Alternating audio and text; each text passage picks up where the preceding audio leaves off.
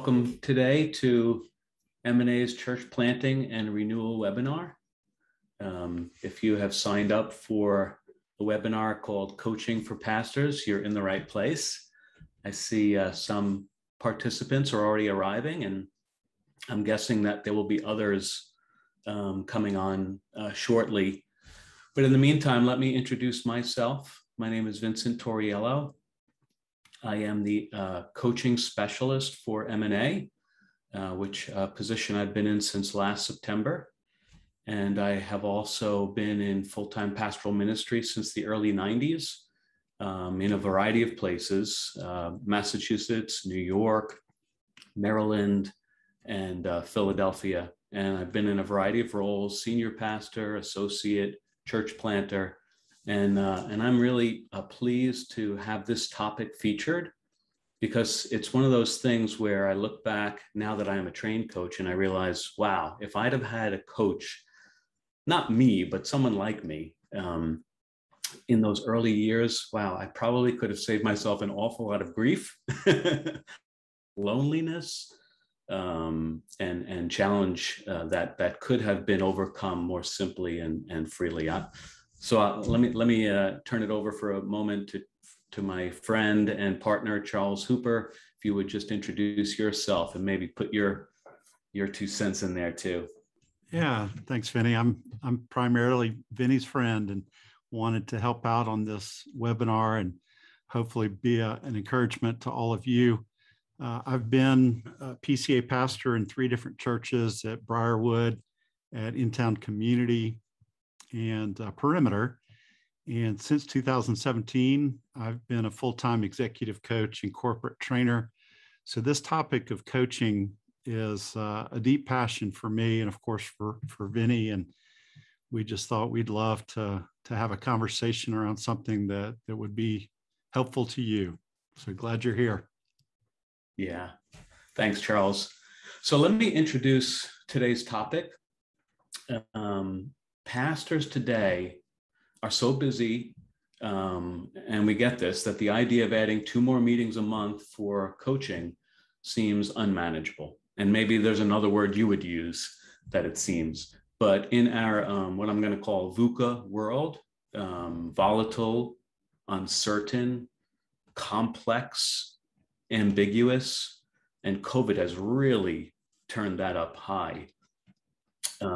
It's no longer a luxury, but a necessity to have a skilled coach in your corner to help you navigate this new pastoral landscape, particularly at this cultural moment. And so in this webinar, Coaching for Pastors, we will consider how professional coaching can play a key role in helping you to be more efficient and effective in your work in ministry and in your own growth and development as men and ministers of the gospel. Good. So I know this is a popular topic. So what we're going to do now is just to let you weigh in on a poll that we have set up, just to kind of get a feel for where everyone is. And then we'll adjust some of our content so it's most helpful. So you can see it there. Go ahead and answer that. So what's one of the most important challenges you are facing in your pastorate right now? And just for the sake of the recording, I'll read the answers as you're answering these.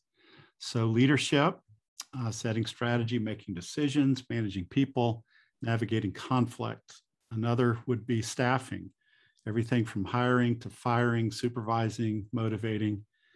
Another area is skills development, whether it be preaching or praying, evangelism, pastoral care. Then another category is self-management, everything with work-life balance, managing time, managing schedule, saying no, figuring out what to say yes to, setting boundaries, attending to our own health and spiritual development. And then the last area is dealing with disappointments and/or accomplishments. So hopefully you've had a chance to go ahead and click on that. And when the results come in, we'll share what came up. So 5 important areas here. Yeah, they really are. Yeah, I know some of these we're going to touch on, aren't we, Vinny? Yeah, and I mean, I think this is the stuff of what it means to be a pastor, what that role entails. Yeah. You know, it's interesting that they all had a place in my own experience of Yeah. challenge. So, okay, here we go. Yeah. All right. So it looks as if 40% of those of us that took it said that leadership was the most important challenge. 40% on leadership. The second one was self-management, 33%. It's a close second, right? Yeah, close second. And then interestingly, no one said that skill development is a challenge right now. And then there was a tie for a third with dealing with disappointment and hiring. Okay, so clearly leadership and self-management were the ones that most of us are experiencing some challenges with right now. Yeah. Yeah, it's really helpful. Thank you for taking that poll. And, it's good to see where you all are at today. So where we'd like to go from there is we'd like to talk a little bit about the key benefits of coaching for today's pastor, and then just sort of talk about some questions along the way that might help us interact via the chat box. So I'm going to kick it off by talking about one of the key benefits of coaching is that it can address something that I've heard a lot recently. The word that I'm hearing is called malaise. Yeah. That there's sort of this widespread sense of malaise amongst leaders and laity. And coaching is particularly helpful in things like burnout prevention, helping you to really understand the importance and begin to set some real steps forward in terms of your own self-care, that work-life balance that was identified as an issue. It most certainly prolongs longevity. I've heard of a number of cases since COVID where guys are just jumping off the ship because it's just too much. They can't. There's too many things coming at them at once. There's too much criticism, too much complexity, having to shift and address all these things. I think it also provides, in terms of malaise or any of those issues that might come up, it provides a confidential and objective thinking partner where you could actually get your thoughts out. And like me as a coach, I don't have a stake in the outcome, except of course the glory of God and your good. But like I'm not paying your salary, I'm not on your session, I'm not in your presbytery, and I don't owe them anything. So I can really be objective, and I've been trained to really hold your confidence, a safe place for you to really vet your true thoughts and feelings, and give you a place to really work through those leadership challenges, because they're real, and they come rapidly, and they can really weigh you down. And so, I mean, just earlier today, I was coaching a pastor who was one of the challenges was really to regain trust amongst his session, so that he could move forward in some real important missional initiatives. And so we had some good space and good discussion around that. And I was able to draw out of him some ways that he can move that forward. And I tell you, you see and you hear sort of the affect at the beginning of the appointment and then at the end. And it's like, it's like night and day almost. Yeah. Yeah. Yeah. Yeah, I'm hearing that same thing, Vinny. Mm. Just the weariness, the tiredness. Yeah. One thing I've kind of picked up from some of the pastors and executives that I'm coaching that is a super benefit with coaching is uh, just preventing professional isolation. Mm. And um, I know that we can be lonely even when we're surrounded by people, but especially the last 18 months, we've really had to severely limit how much we're able to be with people, and also learning how to put worship services on FaceTime or video, or it's really caused extra stress. But I've just heard guys say isolation.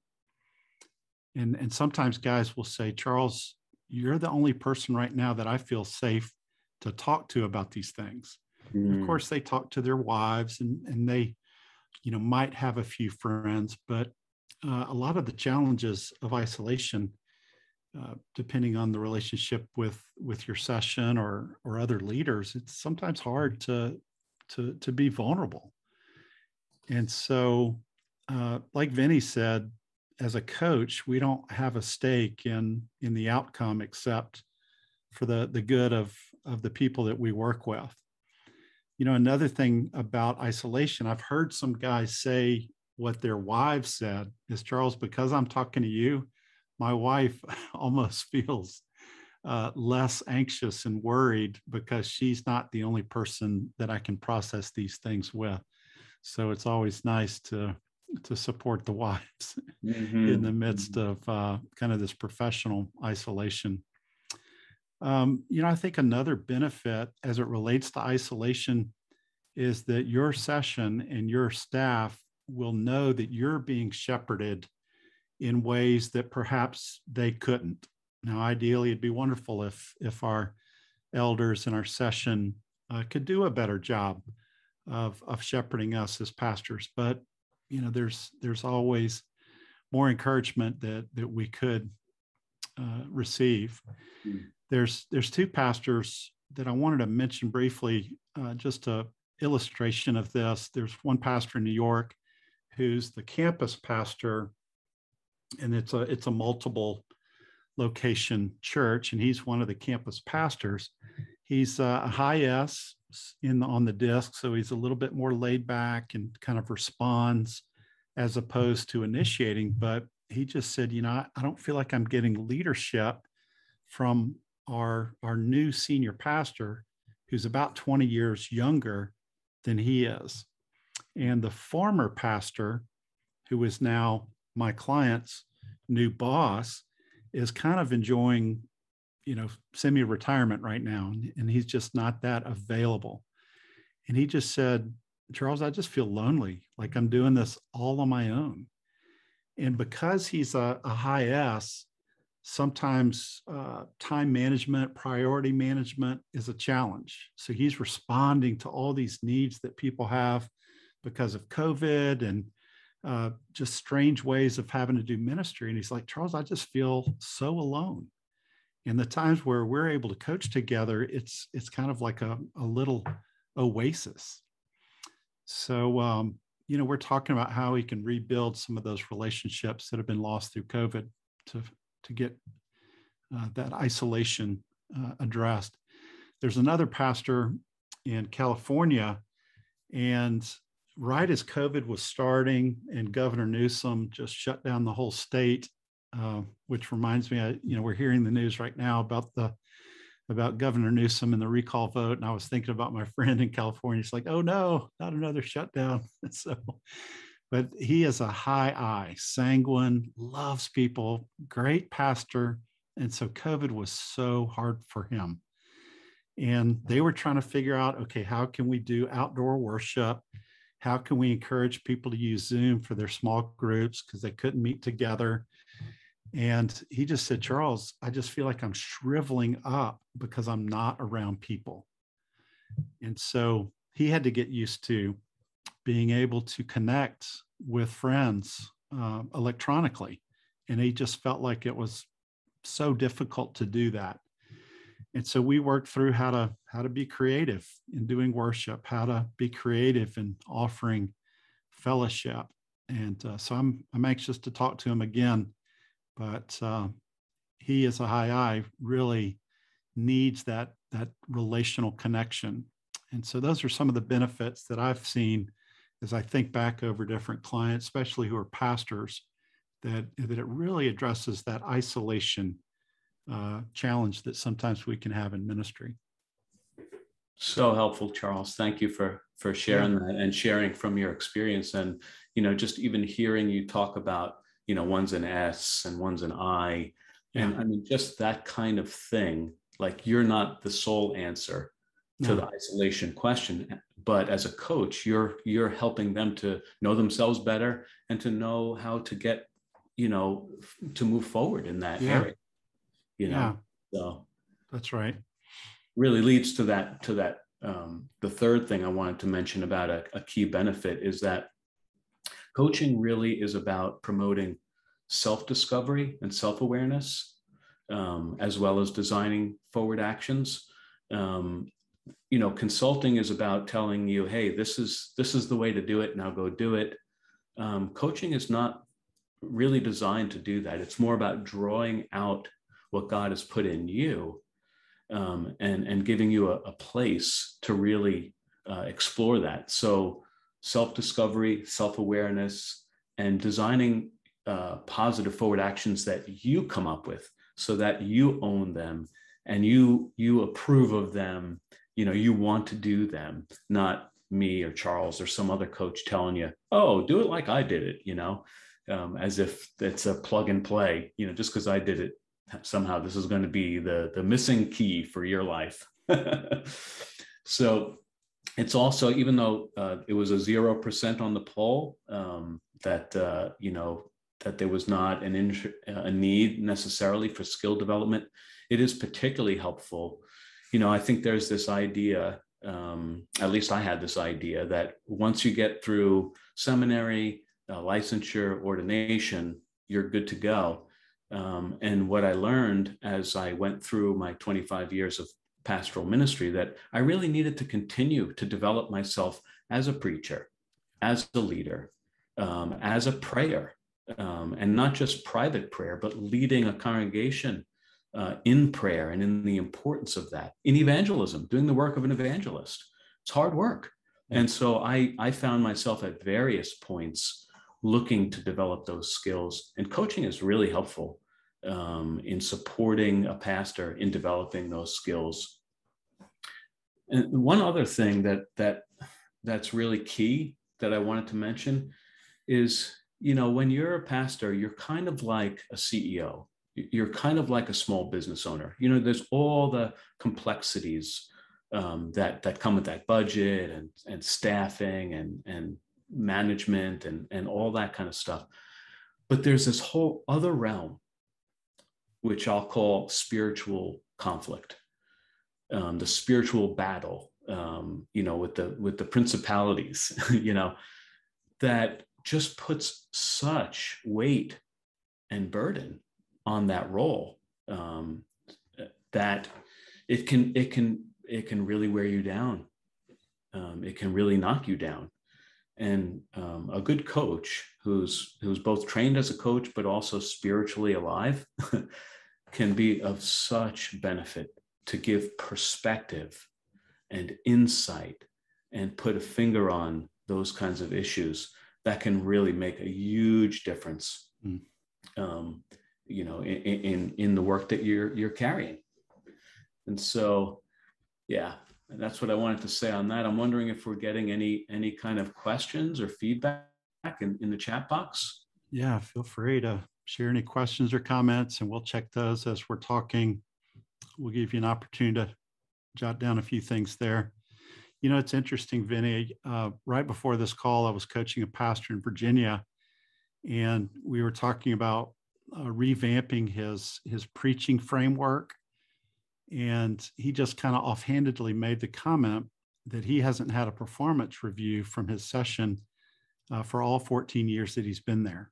Oh, wow. And, it's almost like he was longing for that that feedback on his preaching. Give me constructive help. What am I doing well? And of course, the rest of his leadership. And as I was asking him some assessment type questions, it was like, God, this feels so good, but I'm not getting this from my session. Mm-hmm. And so it really, your point there, just see the importance of that. Yeah, so important. Yeah. Yeah. As we were looking over the list of all the benefits, obviously we had to narrow them down because there's just so many. So we each chose two to highlight. And the one that I chose for the second benefit is, I think through coaching, it's a way to learn a reproducible process to disciple other followers of Christ and to develop new leaders. And it's not a proclamational approach, which is very appropriate. And, one of the key means of grace for discipleship, it's not programmatic, although we do need structure. But I would say coaching is kind of an incarnational approach. And once someone experiences the coaching conversation and a coaching series, it really is discipleship on steroids. It's that intentional conversation that allows that person to gain awareness and to set actions in a very supportive environment so that they can move forward. And a lot of discipleship is just happenstance, kind of this amorphous of, if the person is just exposed to some things, then somehow magically they'll grow to maturity. But we see from Jesus how intentional he was in the way he discipled his men and then how they reproduced. And so for me, I'm not necessarily all that excited about coaching. Sometimes I kind of geek out on some of the things just because I've seen what it's done to people. But the bigger picture is, I think coaching really equips people to disciple well. And so I'm working with a pastor in Tennessee, and he's wondering about retirement or potentially an encore career. And so we're working on his succession plan. And one big hurdle that he had to get over was, if I talk to my board about a succession plan, they'll think I'm retiring immediately. And I don't want to do that. And I said, well, I think more and more companies and organizations and even churches realize that part of the strategic plan needs to have a succession component. Matter of fact, this whole idea of leadership development, I saw it in a big way. My first interview at Perimeter Church, after they interviewed me for the first hour of the meeting, the second hour, the personnel committee was going to give an update to the whole session about Randy Pope's succession plan. And I thought to myself, wait a minute, I'm interviewing for this job, and my new boss is getting ready to leave. And I asked him about that later. He said, oh no, every year we talk about my succession plan. And I just thought, that's brilliant. And that's what really causes a leadership development pipeline to turn on. And so again, the whole idea of coaching is that intentional discipleship that can be done one-on-one, in groups, and in teams. We'll be talking about that next time. So anyway, back to this pastor in Tennessee, we were starting to work on his succession plan. And then through that, he realized he needed an intentional plan for development for his other pastors and staff. And so I just said, do you currently have anything written down that's your development plan? And he kind of sheepishly put his head down and said, no, I don't really have an intentional development plan for his staff. And through that process, he realized that the church's discipleship was not as intentional as it could have been. So we started working through a process where he was experiencing what that would look like. And so we designed a development strategy for him. And then now he's meeting with his key staff to do that and other pastors. And then they've got a plan. They've identified the key leaders that they want to go through this development process with. We've talked about asking 3 important questions. Where are you now? Where do you want to be? And what are your next steps to get there? And without a lot of complex leadership development theory, those 3 questions just became very powerful. So he started asking his staff that. He started preparing his staff to ask other key leaders. And the goal would be to have that written down for each person so that they can move forward. We've talked about 4 key areas to think about development. And so in our coaching, we've talked about vision, and we've talked about character. We've talked about knowledge, and we've talked about skills. So each person was able to identify some areas under vision, character, knowledge, and skills that they wanted to develop in. And so it's like, wow, he got so excited thinking about we're actually putting some feet to this idea of intentional leadership development, which is really discipleship. Yeah. So yeah, we set some 90-day goals, and we're tracking that. And each time we get on the phone, it's quite amazing. Yeah. So those 3 questions are: where are you now? And of course, that could be personally, spiritually, professionally, relationally. I mean, you could think through where, take a snapshot of my life in all key areas. Where are we now? And then the next is, where do you want to be? And it could be, what does a fully mature and equipped follower of Christ look like?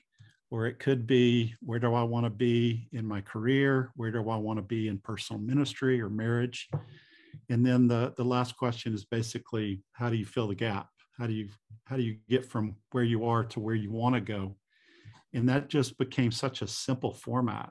And it's a great kind of simple way to have those intentional conversations, whether it's through coaching or using that in mentoring, consulting, counseling, spiritual direction, discipleship. So. Right on, Charles. That is so helpful. I just want to high five you. Yeah, thanks. Thanks. Yeah.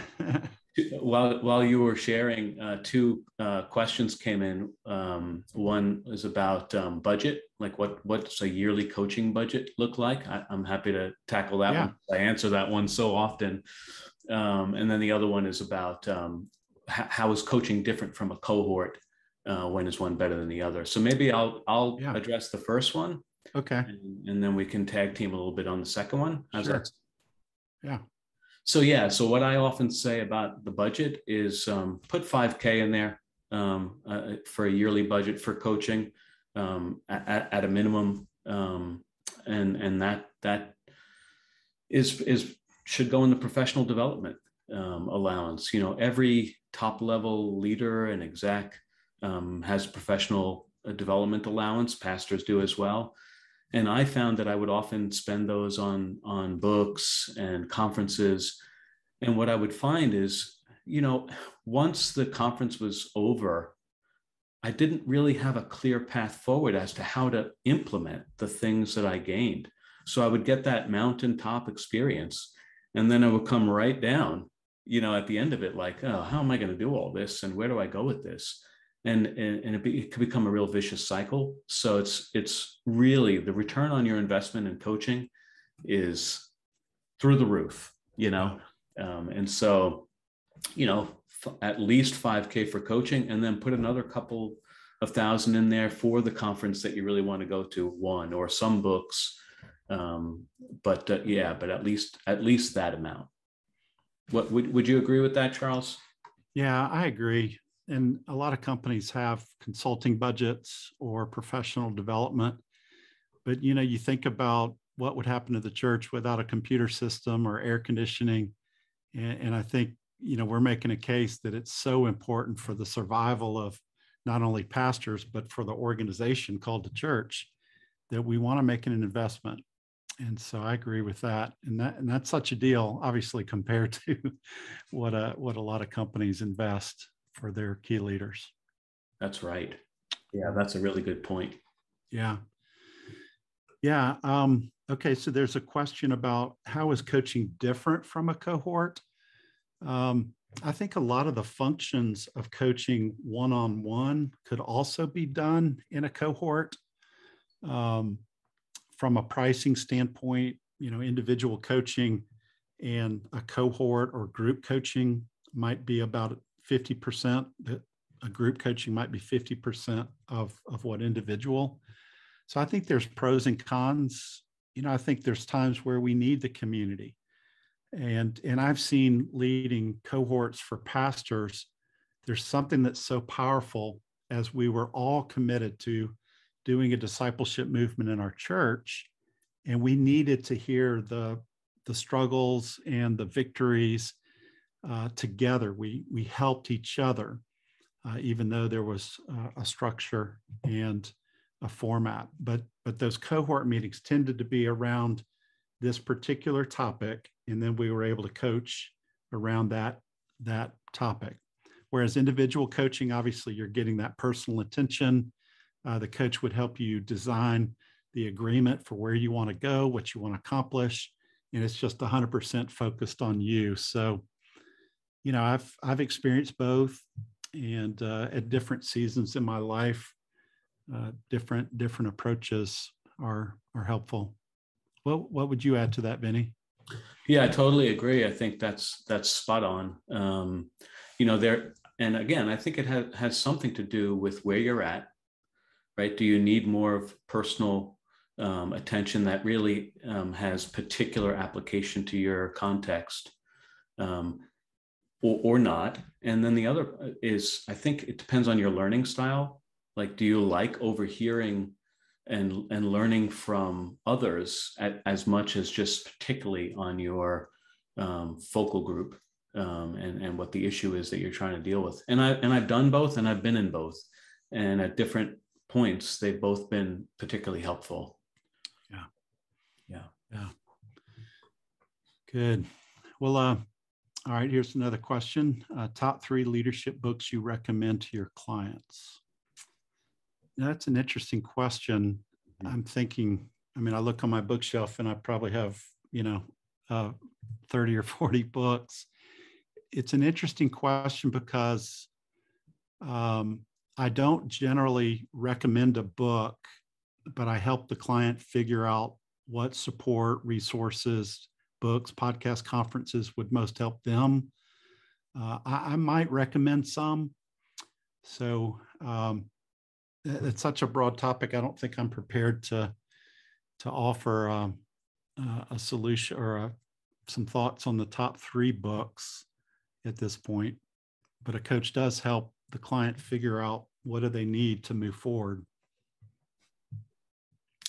Yeah, I would agree in the sense that it kind of depends on where you're at in your leadership, what would take residence in those top 3 selections, and maybe what are the pressing issues that are really you're facing right now. It's hard to speak just broadly, because I have found that many leadership books are so organizationally focused, like this is how you get your act together, so to speak, that they can be overwhelming.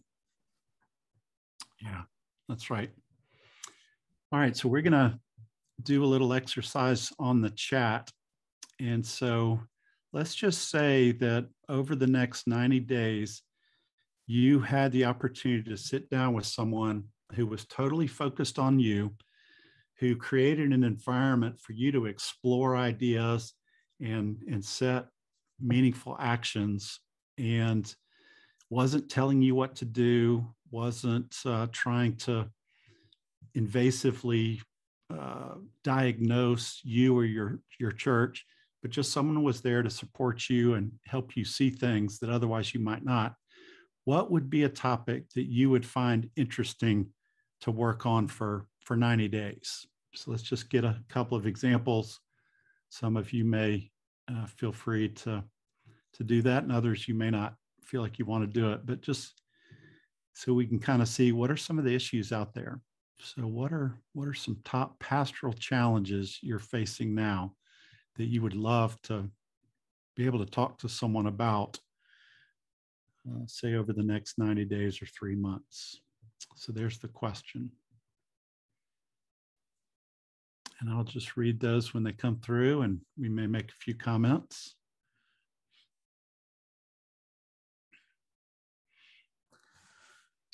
Okay. Yeah, how to organize all the things I'm carrying, responsibilities, projects, etc. Yeah. Another one was transition of responsibilities as new staff is added. Mm-hmm. Mm-hmm. Yeah.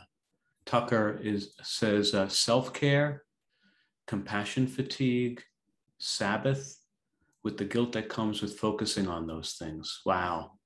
Yeah. Mm-hmm. Yeah, that's interesting. A lot of components of change that we see in these responses and the corresponding transition from one thing to another. Yeah. That last one reminds me of the webinar we did last spring on self-care.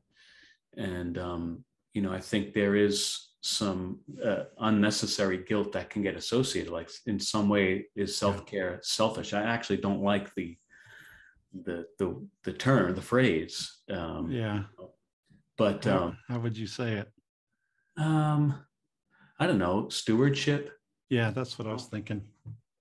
Because you're your best commodity, right? And so if you don't have anything to give, you're giving fumes. Yeah. So you have to refuel and replenish yourself. It's not selfish at all. It's actually loving. And that other one that he mentioned, compassion fatigue, that's a real thing. When you sit and you hear the problems of people and the challenges, they're heavy. Like I was talking earlier about the spiritual conflict, the spiritual battle. Yeah. Satan will use anything and everything he can get his hands on to distract and discourage, mm-hmm. including, whether to mask or not to mask, which we're not going to discuss here. But right. It can be something as mundane as that becomes a lightning rod, to distract from the real call and mission of the church and discourage in that work. Yeah. So it's a real challenge. Yeah, it's interesting. Kind of playing off of the Sabbath comment in a sabbatical and also the transition. So there's one president of a mission agency that I'm working with, and he's probably at the tail end of his third quarter of his life and career. And so he's got an heir apparent that he's wanting to transition, but he just felt like he didn't have a good plan. Mm-hmm. So we're putting together a 4-step process for succession. And what he wants to do is get that together and then take a sabbatical. And so that's another part that we're working together on. And then he wants to talk about his encore career. So he still has energy, he still has health, even though his responsibilities of being the president of this mission agency are going to be complete. He still wants to contribute and add value to the agency and also do some other activities. And so I just thought, wow, if he did not have the wisdom to hire a coach, the succession would be like most successions. It wouldn't go well. He probably wouldn't take a sabbatical, or it wouldn't be maximized. And then he would kind of wander into his fourth quarter, into his encore career without much intentionality. And I was picking up from what he was saying that could have been a real temptation in those 3 key areas. So yeah, what you guys said about Sabbath and transition kind of made me think about that mission leader. Yeah, it's helpful. Yeah. And what Stephen wrote about how to organize all the things I'm carrying, responsibilities, projects, that's a real issue, and coaching can really help a pastor begin to get some perspective. What are the essential things, and what are the things that really need to be delegated? How do you build in the back room work that has to happen that only a pastor can do, the praying and preaching preparation.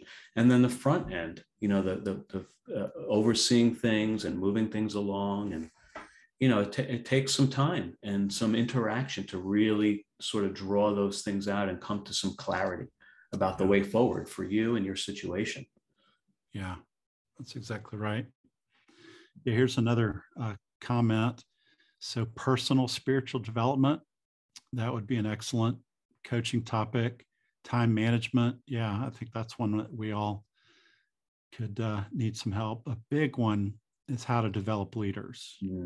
That's, that seems to be a common challenge. And then managing conflict and being able to have healthy conflict that builds growth and builds teams, not the unhealthy kind. So yeah, all of those are just excellent coaching topics. And I think leaders, don't necessarily want to be told what to do and don't necessarily want someone to ask a bunch of invasive questions, but just someone who's objective and confidential to process these things. And I think there really is a difference between leaders that have experience coaching and those that just try to do it Lone Ranger style.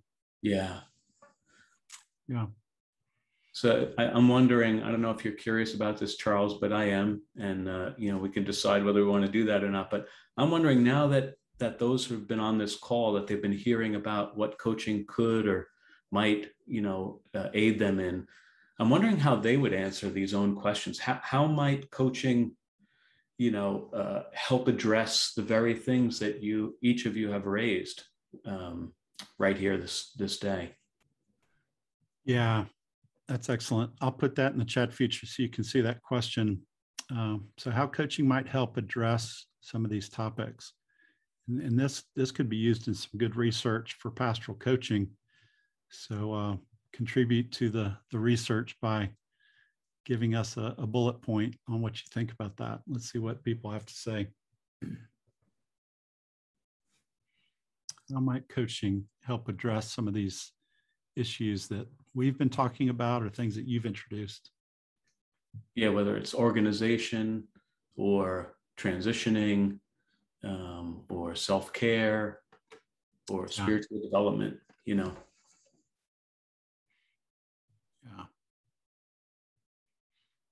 So we've mentioned just overcoming malaise, being able to prevent isolation, promoting self-discovery, learning reproducible. So what else would you contribute? Feel free to just put a little phrase in the chat. We'll see what folks say.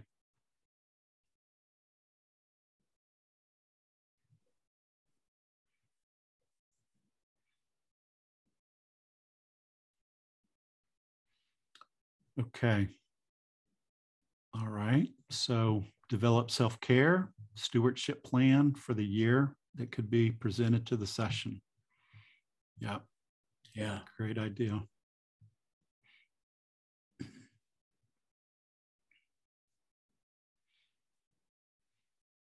Okay. Well, we'll watch the chat on that.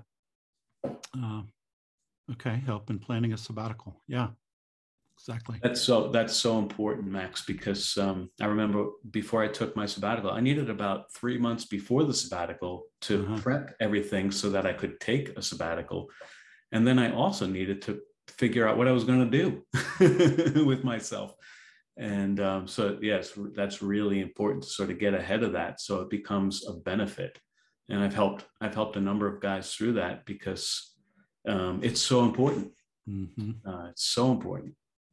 Yeah, it sure is. Oh, good. One of you said you're going to take one next year. All right. Congratulations. Yeah, it's excellent. Yeah. Well, I wanted to mention something to encourage all of you on the webinar and even those of you that are listening to the recording is Vinny offers a complimentary 30-minute call to just explore some of the challenges that you have or growth areas. And it's just kind of a brief conversation to maybe identify a couple of key goals and to talk about coaching, if that would be something that you would be interested in. And so Vinny's going to put a link, or we're going to post the link here on how to do that. But you can just go on to the PCA page. And all right, so we're going to put that in there. And I would encourage you to set up a time with Vinny and talk for 30 minutes. And you may decide to move forward, or it may just be a helpful conversation that nothing does move forward. And at that point, we would discuss kind of the scope of what you were interested in and what the investment would be. Obviously, there's kind of different prices based on the services rendered. So I know that one of you had asked a question there. So, yeah, I'm looking for that link, and I'm hoping it'll get posted. But yeah, there is there should be a link coming into the chat box. There it is. It takes you right to the landing page, the M&A landing page. And what you'll find there is a link to Calendly, which is just a scheduling app. And you'll see what times are available, and you can choose one of those, schedule it, and then you would, my number is in there that you call for that meeting, and yeah, we could explore that together. And I would love to do it. Welcome the opportunity, and there's no hard sell. I'm not trying to make something happen, but if it seems like a good idea to move forward and do something more official, we can do that too. Yeah. So Vinny, there's a question about the cost and the features.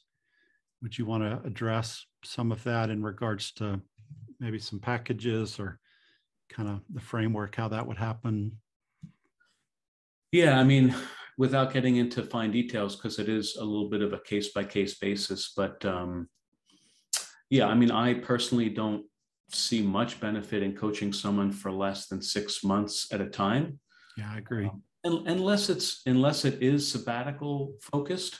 Like I've coached people for 3-4 months leading up to their sabbatical, just to get them off to a good start. I can see some benefit in that, but then I also try to talk them into, well, let's put those last 2 months at the back end of that, so that you can re-engage in a healthy kind of fashion.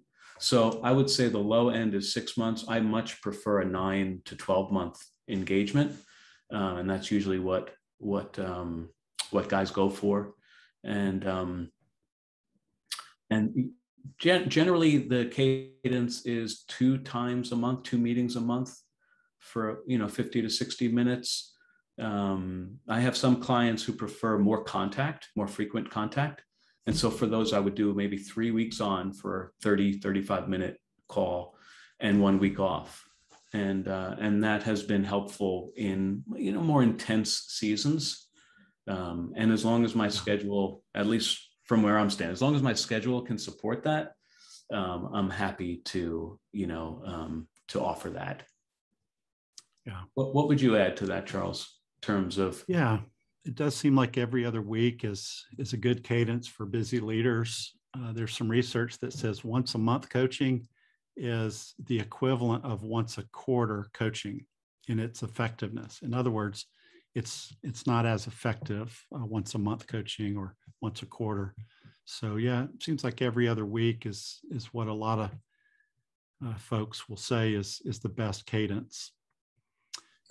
There's Charles, a question came in about how do you ask to budget for coaching or the other things that you like without looking selfish? Yeah, I think it is a little bit more challenging for pastors to ask their session, because it's not as common in churches like it is in the business world. And the pastors that I've worked with to come up with a proposal for coaching, it usually works because a lot of the men in the corporate world know that executives get coaching, and even managers and the downline get it. A lot of these pastors were surprised how open the session was to investing in their pastor in that way. Maybe it's a little guilt that they're not shepherding their pastor as well as they'd like. But I think just a written, hey, here's some key objectives that I want to grow in as a pastor. I'd like to hire a professionally trained coach who also is a pastor. And I think I've heard more sessions being agreeable to that than thinking, oh, that's selfish and you don't need it. Mm-hmm. That's just my experience. Yeah. And that's great advice, Charles. And one of the things that I have done is I'll help a potential client think through how they would present it in a way that actually fits and makes sense and communicates value to those elders sitting on the other side, having to make the decision, and that can be really fruitful. Yeah, that's right. Yeah, so it looks like some of you have some other good questions that we probably won't have time to talk about, but yeah, I would encourage you to schedule a 30-minute time with Vinny, and he'll be glad to talk to you about it. Vinny and I kind of trade coaching with each other every Friday, and it's so good, to be able to help each other and coach each other. And I can't imagine trying to do anything in leadership without a coach. So Vinny's a great man, and would love to see you calling and setting up a time with him. Well, thanks, Charles. You're kind, but it's it's mutual. Yes, that's right. That's right. A win-win. Well, good. Well, let's conclude with this question, and feel free to put it in the chat. And then Vinny's got one more announcement. So, what's your top takeaway from today? Just a quick phrase, anything that was encouraging or helpful to you. And could even be an aha moment. Maybe there was an aha moment in the middle of it. Yeah. But yeah, just a word, a phrase.